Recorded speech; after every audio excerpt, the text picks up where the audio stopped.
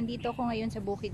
Itatry ulit namin yung pagtatanim ng palay in a traditional way, yung katulad ng dating ginagawa na parang itatanim mo siya, ganun.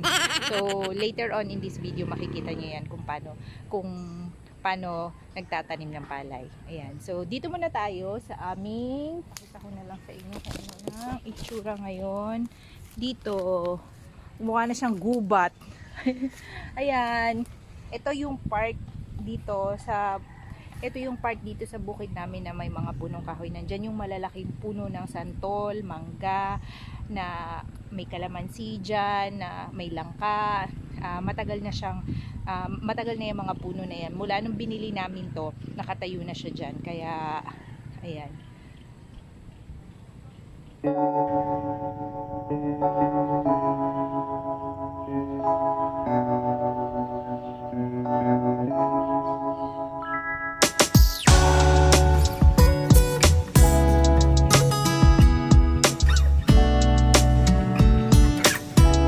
Ito yung pinakamalaking puno dyan.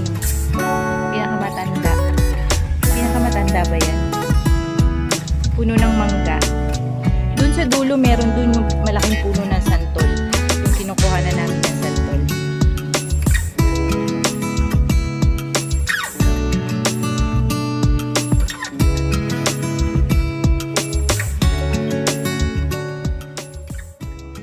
May dalawang paraan na karaniwang ginagamit sa pagtatanim ng palay. Ang mga ito ay tinatawag na transplanting at direct seeding o mas kilala sa tawag na pagsasabog.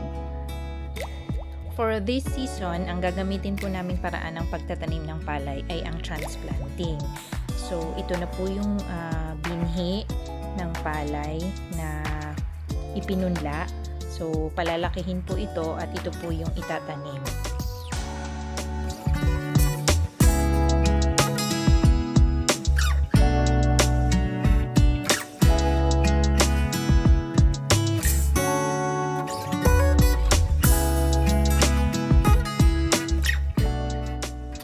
So, today is the day. Ngayon na po ang araw ng pagtatanim namin ng palay. So, ito na po yung mga punla na bubunutin para itanim ng ating mga magigiting na mga manananim dito sa aming lugar.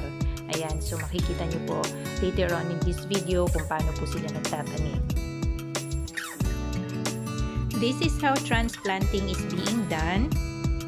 Transplanting, according to ricepedia.org, is the most popular plant establishment technique across Asia. Pre-germinated seedlings are transferred from a seedbed to the wet field. It requires less seed and is an effective method to control weeds but requires more labor. So katulad nga po niyan, marami yung kailangan tauhan para maitanim ito. Unlike po yung sa pagsasabog na hindi ganun karami yung tao na kailangan para isabog yung mga seedlings.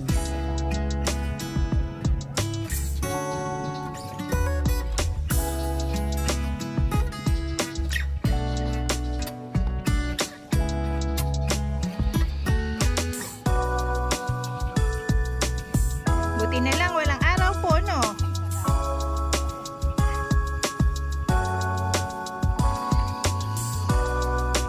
Opo.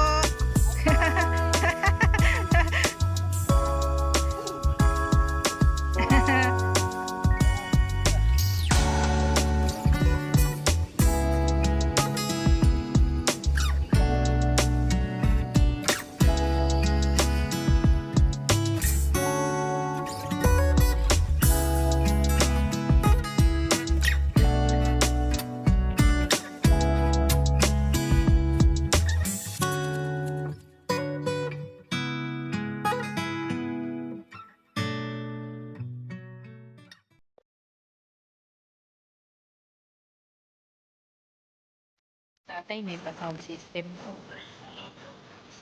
Baong pang radyo.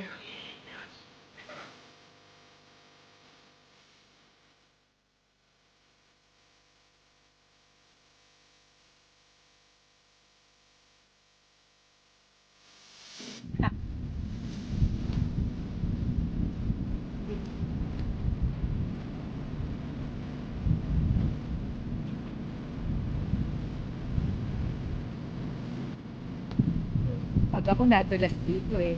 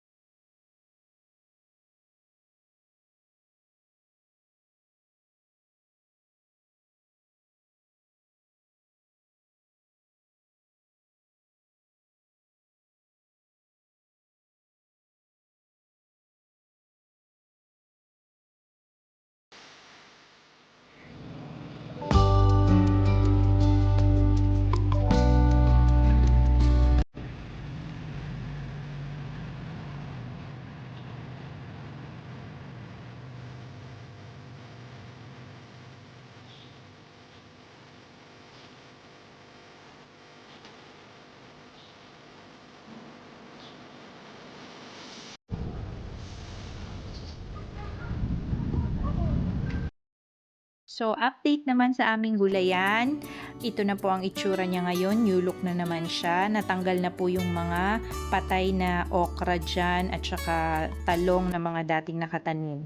Kasi tapos na po ang kanilang lifespan ulit. Kaya ayan, bagong tanim na po ulit yan. Meron po dyang sili, kamatis at talong ulit.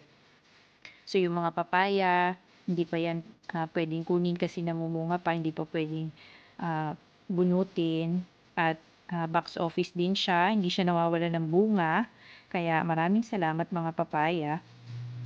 That's all for now. Maraming salamat po sa panonood. At see you on my next video. Stay safe and stay healthy everyone. Bye-bye!